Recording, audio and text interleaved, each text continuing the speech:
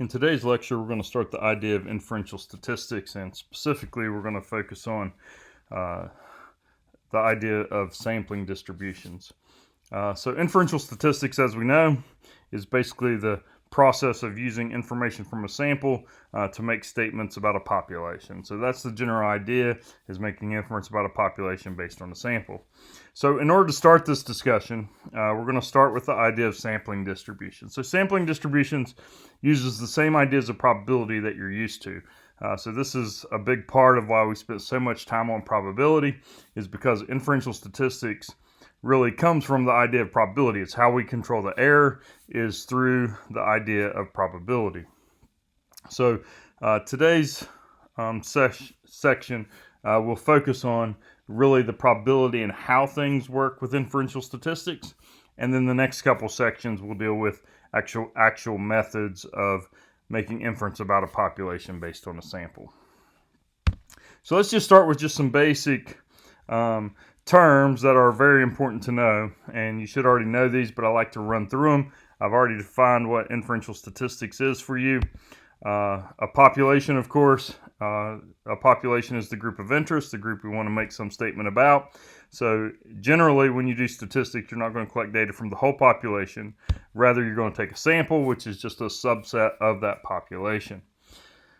Whenever we set up our study, we're going to be interested in some specific value in terms of the population, and we are going to estimate that value from the sample. So that value that we're interested in is what we call a parameter, and then the value from the sample, the corresponding value from the sample, is what we call a statistic. So we basically use our statistic to estimate our parameter.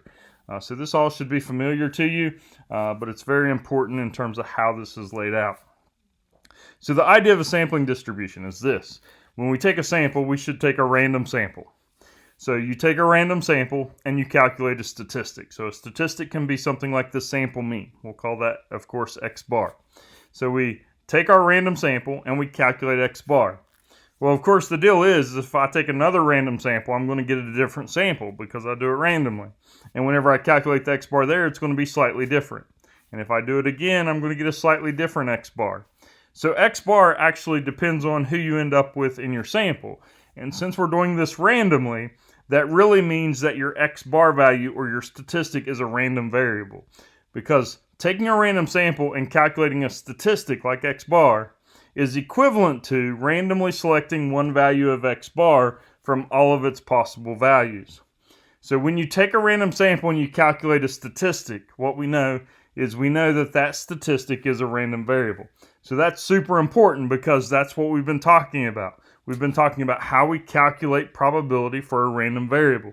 And we're going to do the exact same thing here, only now it's through the sampling process. So that's where the term sampling distribution comes from. It comes from the idea that comes from the sampling process.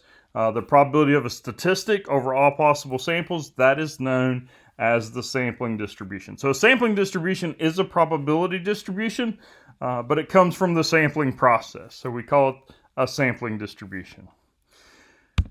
The nice thing about a sampling distribution is the sampling distribution allows us to determine how good a statistic is at actually estimating a parameter. And at the end of the day, there are two main things that we look for in a sampling distribution. We want our sampling distribution to be centered over the parameter it's estimating, and we want it to have a small amount of variability.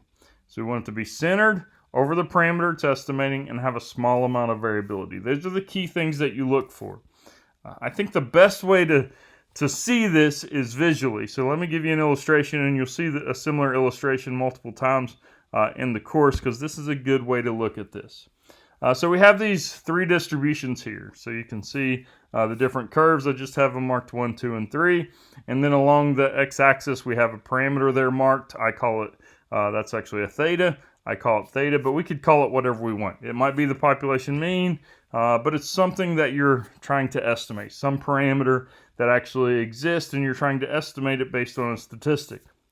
So if I read what I say there, I say the above graph represents a sampling distribution of 3 statistics that could be used to estimate this parameter. So that's the general idea. Which statistic would typically give you the best estimate? So when you're asked these kinds of questions, the main thing that you're looking for is you want a statistic that's centered over the distribution, centered over the parameter, and then you want it to have a small amount of variability. So let's just start with number one.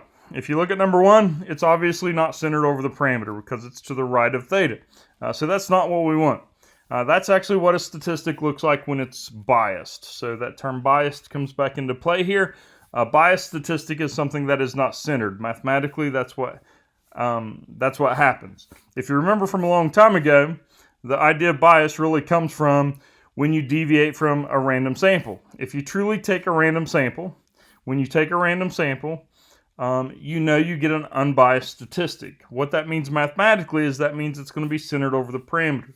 When you start to deviate from a random sample, then basically that sampling distribution begins to shift, and that's where bias comes from. So it can be something like, if you want to estimate the average income in the state of Kentucky.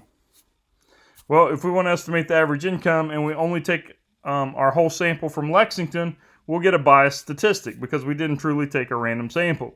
And what we know is the average income in Lexington is higher on average than the income in the state as a whole. So you'll end up with something that looks like number one, where it's shifted to the right, where you tend to get a value higher than what you're trying to estimate.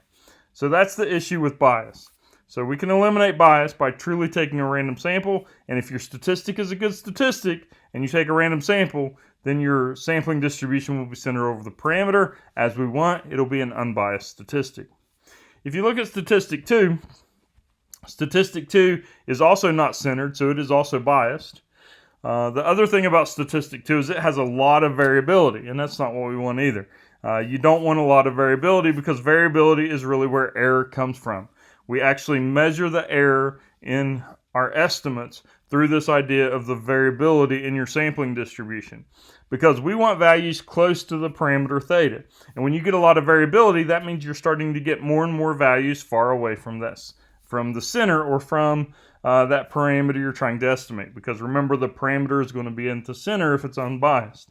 So the more variability you have, basically the more error you have. The nice thing is we can also control this, and we talked about this a long time ago as well. You can control this through sample size, because we know if we increase sample size that we get less error. And mathematically what really occurs is as you increase sample size, you get less variability in your distribution, which means less error. So statistic 2 is also not good here. It's not centered, which means it is biased, but it also has a lot of variability, which means it has too much error. You can always reduce error by increasing sample size. Number 3, that's the one we should pick. Statistic 3 is centered over the parameter. It also has a reasonable amount of variability. The variability seems fairly small there. So that's what we want. We want something that's centered. It's not biased. We want something with a small amount of variability, which means when I go to take my random sample and I calculate this statistic, I'm going to get something under that curve. I'm most likely to get something really close to the parameter, which is what I want, because that's going to give me a good estimate. So the key with random sampling means our statistic is unbiased. The key with taking a large enough sample is we have a small amount of error, and that really mathematically all comes from this idea of a sampling distribution. Those things really make a lot of sense, and we've talked about them a good bit in this class already if you just think about them conceptually. But mathematically, the way this works is it really stems from this idea of a sampling distribution. We want it to be centered, meaning it's unbiased. Small amount of variability means a small amount of error. So one of the questions I will sometimes ask you is I'll give you something like this, and I'll say, which statistic would typically give you the best estimate? And the thing you have to know is you have to look for the distribution that's centered over the parameter with a small amount of variability. Okay, so let's look at some specific sampling distributions. So let's start with the sampling distribution for x bar. So the sampling distribution for x bar is, of course, the sampling distribution for the sample mean. X bar is the sample mean. So when you think about the sampling distribution for x bar, the way you think about this is, so you're taking a sample and you're calculating x bar. You're taking another sample, you're calculating x bar. and you just keep on taking random samples until you have all the possible random samples, and you have all these x bar values. Basically, you're looking at the distribution of x bar. So one of the things that when we have this distribution that we'd be interested in is describing the distribution. So the first thing that we typically do to describe a distribution is we calculate the mean of the distribution. So we write this a little differently, so you'll have to get used to the notation, but this is the way we write it. We write mu, which of course stands for the mean, and then we subscript it by x bar, which means we are taking the mean of the x bar values.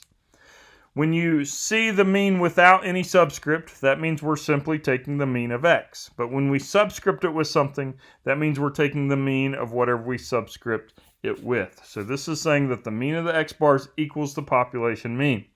If you think about what we just said, that should make sense. This is actually always true. If you think about your distribution, your sampling distribution is centered over the parameter it estimates. Well, we know that x bar, the sample mean, estimates the population mean mu. So that means the distribution of x bar, if it's a good statistic, which it is, should be centered over the parameter mu, which means the mean of the x bars equals that parameter mu. And the general rule is this: the mean of any good statistic is equal to the parameter it estimates. That is, of course, true with x bar. You take the mean of the x bars and you get the population mean mu. That just means if you take a random sample, it actually is unbiased. The standard deviation. We also call this the standard error. The standard deviation of x bar can actually be calculated by taking sigma, the population standard deviation, divided by the square root of n. That will give you the standard deviation of your sampling distribution for x bar. So this is a very important value because think about what standard deviation measures. Standard deviation measures the average distance. If you remember the definition, the average distance or data are from the mean. That's what it tells us. It tells us the average distance, the points are from the mean. Well, that's super important here because you got to keep in mind whenever you're talking about the distribution of x bar, your points are now x bar values. So your points are x bar. We just said the mean is mu. So this actually tells us on average how far x bar is away from mu, which means it tells us on average how much error we have when we use x bar to estimate mu. That's why we call this the standard error. When we estimate mu with x bar, the standard error or standard deviation of your sampling distribution tells us on average how much error we're going to have in that estimate. So you can see why that's so important. This is going to be included in every kind of inferential statistic that you ever do, is going to include this idea of standard error because it is our measure of error when we use a statistic to estimate a parameter. It tells us on average how much error we have using that statistic to estimate the parameter. Now, exactly where this comes from, you're not going to see in this course, but you can see the idea that is if you increase the sample size n, of course you increase n, you get a larger sample, then you're going to make this quantity smaller, right? Because n is in the denominator, so you increase your sample size, you decrease your overall error. We've talked about that for a while now. You get more information from your sample, you get less error. This is how it works mathematically. Increase in your sample size, you get less error in your estimate. And of course, that only makes sense because when you increase your sample size, you're getting more information from your sample. You're getting more information about your population. Now, once we have this, then we can start to do what we did in the last section. So let's start here. If our sample comes from a normal distribution with mean, mu, and standard deviation sigma, then we can transform that into a standard normal distribution using this Z transformation. So there are a lot of different Z transformations in statistics, and at the end of the day, they're all basically the same form. You take the observation, you subtract the mean, you divide by the standard deviation. So you got to keep in mind now that our observation is now x bar. The mean of this distribution is mu. We just said that. The standard deviation is sigma over square root of n. So we take x bar, the observation, we subtract the mean mu, we divide by the standard deviation, which is now sigma over square root of n. So this is the exact same form as the Z formulas we used before, where you take x minus mu over sigma. That's observation minus mean divided by standard deviation. We're doing the same thing here, only now we're dealing with the sampling distribution. There is one important idea in this statement that is lots of times not true whenever you go to take a sample, and that's that first part where it says, if our sample comes from a normal distribution.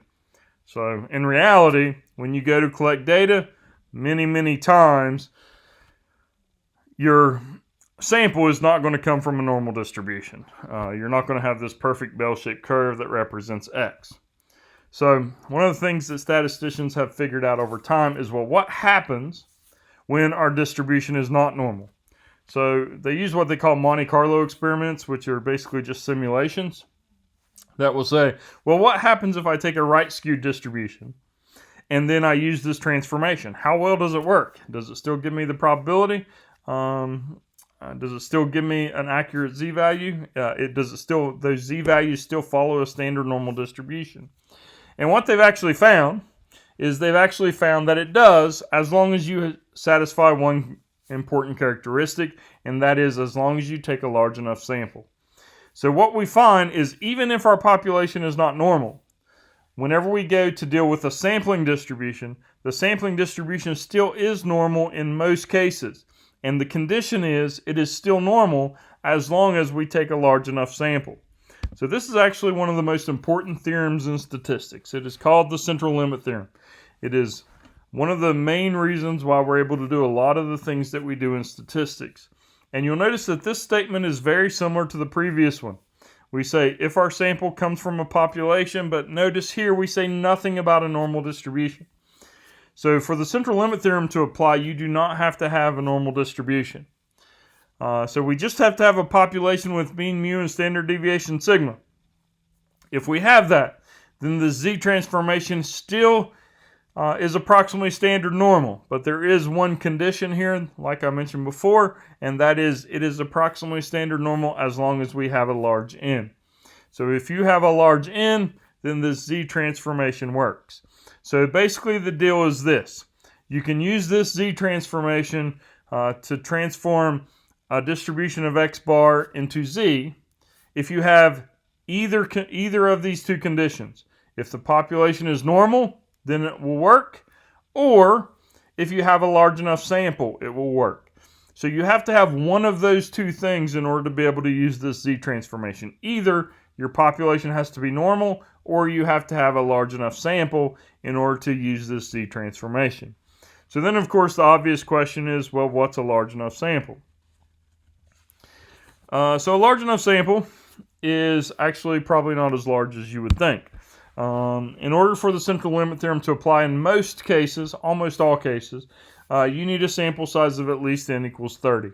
So this is a good general rule for the central limit theorem, and it's the rule that we will use, and this is not my rule. This is a pretty standard rule in the field of statistics. As long as n is 30 or larger, the central limit theorem will apply. We will assume it will apply, and it will apply in almost all cases. You have to have a really weird distribution in order for it not to apply. I do want to say something else about this number of 30. Do be careful. Don't always think that this is not saying that a sample size of 30 is always large enough. That's not what this is saying. It's one of the mistakes that I see people make. They'll see this rule and they'll say, well, that means a sample size of 30 is always good enough. And that's not true. A sample size of 30, what that does for you is it makes the mathematics of this work. It makes this z transformation work mathematically. That's what it does for you, is it makes the z transformation work mathematically. What it does not do is it does not guarantee that you're going to have a small amount of error. In order to get a small amount of error, we're pretty much always going to have to take a sample size way larger than 30. So keep that in mind. Most of the time, in order to get the error that you want, you're going to take a sample size way larger than 30 anyway. So this 30, in a lot of ways, becomes a non-issue in those cases, because you're going to take a sample size large enough to get a small amount of error, which means you're going to, in most cases, take a sample size just naturally larger than 30 anyway. The 30 does not guarantee a small amount of error. The 30 guarantees that when you calculate the error, the calculation is going to be accurate. So the 30 guarantees accuracy, not a small amount of error. So make sure you understand that distinction. So the 30 is an important number. But we also have to figure out how big of a sample we need to get a small amount of error, like we're going to want whenever we get to estimate something. Okay, so let's do an example. So I think you'll find a lot of these problems to be very similar to what we did in the last section. So that's good in some ways because the process is very similar, so you already know the process. You just have to make sure that you don't confuse when to use which formula, because you do have to use the proper Z formula in order to get the correct answer. So here we go. Suppose we have a population of light bulbs. These light bulbs have a mean life of 950 hours and a standard deviation of 100 hours. Suppose a sample of 250 light bulbs is selected. So the first thing I ask you for, this should be an easy question on the final exam. Mu sub x bar. Well, we just said that the mean of the x bars equals the population mean, right? So we know this is just simply equal to mu. Well, if we read the problem, it says a population of light bulbs has a mean life of 950. So that means the population mean is just 950. So this one is very straightforward. The mean of x bar is just equal to that population mean, which we're told is 950. Standard deviation of x bar. Well, you do have a little bit more work to do here. Remember, the standard deviation of x bar is sigma over square root of n. So in this case, it says the sample, it says the standard deviation is 100 hours. So standard deviation is 100, and it says a sample of size 250. So we just take 100 as our standard deviation divided by the square root of the sample size, 250, and that will give us our standard deviation, which is 6.325. This is also, of course, known as our standard error. This is the average amount of error that I would have when I use x bar to estimate mu with a sample size of 250. So let me mention one other thing before we deal with the probability of x bar. So it's important to pay attention to the probability statements. So I like to first just talk about this issue with x. So can we find the probability that x is between 945 and 965 hours? And the answer to this is no. But let's think about why. So if you just see a probability statement written like this and it just says x, there's no x bar. So this is not the mean. This is just x. So this, whenever you see x, that means that you're just taking one light bulb and you want the probability that it's between 945 and 965. So we just talked about the conditions that you had to have in order to be able to calculate probability. You need one of two things. Either you need to know the distribution is normal, or you need to take a large enough sample. So we're not taking a sample here. So the sample size is just like taking one, because we're not taking a sample. We're just taking one light bulb. So one is definitely not big enough for the central limit theorem to work. So the central limit theorem does not work here because we're not taking a sample of size 30. Also, when you read this problem, it just says a population of light bulbs has a mean life of 950 hours, standard deviation of 100 hours. It says nothing about it being a normal distribution. So we do not know the distribution of x here. So you cannot find the probability for x whenever you don't know the distribution. If you think back to the last section, in every one of those problems, the problem would say the population follows a normal distribution. Without that, we can't find the probability. Now, if you know the population is normal, then of course you can find the probability just by doing what we did in the last section. But you have to know the distribution of x in order to be able to find probability. Okay, so now let's change that probability statement and let's write it in terms of x bar. What if we want the probability that x bar is between 945 and 965? So this is something that we can calculate. And the reason why we can calculate this is because of the central limit theorem. The central limit theorem says as long as I take a large enough sample, then the distribution of x bar is going to be approximately normal. So we now know we have a normal distribution here because our sample size is 250. And because of that, the central limit theorem kicks in, which means I can calculate probability here. So once you determine that you can calculate the probability, then it's really very similar to what we did in the last section. So the first thing you should do here is draw your picture in terms of x bar and then transform it in terms of z. So I have kind of that work over here to the right. So you can see, start by drawing your picture. 950 is the mean. We've already said that. We want the area between 945 and 965. So this should look very similar to what we did before.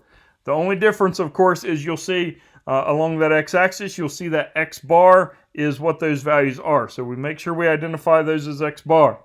So that means when we go to transform these into z, we've got to make sure we use the correct formula. We've got to use the formula for x bar, not the old formula for x. So you make sure you use the proper formula. If you're dealing with a probability for x, then you use the z formula that corresponds to having an x value.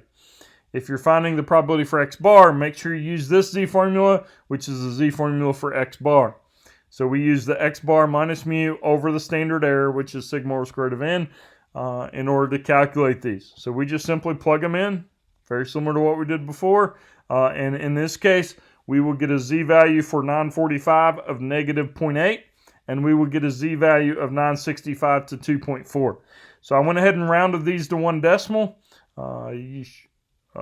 And of course, we round these to one decimal because whenever we use the table, we're going to need to round them to one decimal. So you don't have to round the z values to one decimal unless you're going to use the table. But when we're using the table, of course, the table only gives us accuracy to one decimal. So we need to make sure that we round those. Okay, so let's rewrite this probability statement in terms of z. So this is mathematically equivalent to the probability that z is between negative 0.8 and 2.4. So now we're back to what we did before. We just used the table in order to figure out the probability. We're finding the area between 2 points, so we look them both up. If you look up 2.4, you will get 0.9918. If you look up negative 0.8, you will get 0.2119. We subtract those, and that will give us the probability that we want here, which is 0.7799. So I hope you see the similarities between this and what we did before. It's really the same process. The big difference here is you just got to make sure you start with the right formula, make sure you get the right z value, use your transformation, and then you can rewrite this probability in terms of z, and then you're back to what we did before. It's really just, once you get to that point, just using your standard normal table and finding the probability. There's one other type of problem that we will do here because we do deal with two different parameters in this class. We estimate both the population mean and the population proportion.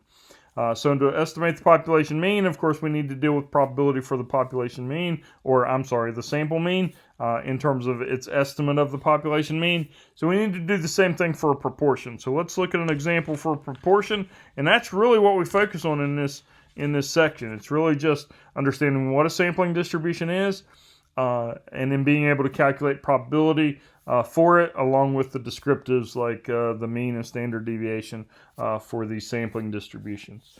So it's really kind of a conceptual section where we're really making sure we understand how the probability is going to work when we do inferential statistics. Okay, so the sampling distribution for P. So P represents the population proportion. So just the lowercase p is what we use to represent the population proportion. P hat, so you can see the p with the caret over top of it. That's how we represent the sample proportion. So we use p hat to estimate p. So this works the same way as the mean did. For the mean, we would use x bar to estimate mu. And for proportion, we will use p hat to estimate p. So we use our statistic to estimate our parameter. That's the way it always works. I don't care how complicated things get in statistics. This is always the same idea. Use your statistic to estimate your parameter. The mean of the p-hats, we've already said that the mean of any good statistic equals the parameter it estimates. It's got to be centered over that parameter. So that means the mean of the p-hat values just equals p, the population proportion. The standard deviation of p-hat, well, you do have a little bit more work to do there. It is the square root of p times 1 minus p over n. That is the way the standard error works. The standard error here, by the way, is really of the same form as the last one, even though you probably don't see it. But if you take the square root of p times 1 minus p, that is the standard deviation for a proportion. So it's really just the standard deviation over the square root of n. You don't necessarily have to recognize that, but it is really the same thing as what we did before. But this is how you calculate the standard error for a proportion. And then once you do that, just like with the mean, the central limit theorem kicks in as long as you take a large enough sample. And we know that if we sample from a population with proportion p, then we can use this z transformation. We take our statistic, our observation, which is p hat, and we subtract the parameter. We subtract the mean, which we just said was p. So that's nothing more than observation minus mean. And then we divide by the standard deviation, or the standard error, which is that square root of p times 1 minus p over n. So this is nothing more than just the same form as the other formulas. So hopefully you get a feel for all these z formulas are the same. You're taking the observation, subtracting the mean, dividing by the standard deviation. The thing is the mean and standard deviation, the observation, mean, and standard deviation are going to change depending on what the scenario is. So here your observation is p hat, your mean is p, and then your standard error is that square root of p times 1 minus p over n. So from this, we can do a problem very similar to the one that we did for the mean. So let's suppose the population proportion of left-handed professional baseball players is 38%. Suppose a sample of 50 players is selected. So the first thing we want is the mean of the p hats. So we just said that's equal to p. The problem tells us that the proportion for the population is 38%. So that means that the mean here is just 0.38. So that's pretty straightforward. Standard deviation, same deal. We just use the standard error formula. We use the square root of p times 1 minus p over n. So we plug in what we know. So p is 0.38. We know we took a sample size of 50. So you plug that in and you get your standard error, which is 0.069. So now that we have our mean and our standard deviation, of course we can calculate probability. So let's do a probability question. So this is the same deal, same problem, but we want to calculate the probability that p hat is greater than or equal to 35%. That's what we want. So the first thing we got to do is we got to transform this into z, right? So draw your picture. You draw your picture. We said the mean was 0.38, so your normal curve is centered about 0.38. 0.35 is the value of interest, so we know 0.35 is somewhere to the left there of 0.38. We now know that those are p hat values, so we just draw our picture, our normal curve. We took a large enough sample here, right? Our sample is bigger than size 30, so we're good. We can draw our normal curve, put the mean of 0.38 there, our value of interest of 0.35. We know those are p hat values. We want greater than or equal to 35%, so that means we want the area to the right. Once we get that picture, then we can transform these p hat values into z. So I always throw the z value for the mean on there of 0, but really what we need is we need the z value that corresponds to 35%. So that's where our z formula comes in. We got to make sure we use the right z formula. So p hat is 0.35, p is 0.38, and n is 50. So you can see that worked out there. And when you work that out, you end up with a z value of negative 0.4. So mathematically, this probability is equivalent to the probability that z is greater than or equal to negative 0.4. And then once we get to this point, we're back to where we were with any other z calculation. We can use our table. We want the area to the right. So if we look this up in the table, it's going to give us the area to the left. So we're going to take 1 minus what we get whenever we look up negative 0.4 in the table. You look up negative 0.4, you get 0.3446. So 1 minus that is going to give us the area to the right. That will give us an area of, or a probability of 0.6554. And that's it. That's what we do in this section. So the key with this section is understanding what a sampling distribution is. It's kind of heavy conceptually, so there's lots to think about here.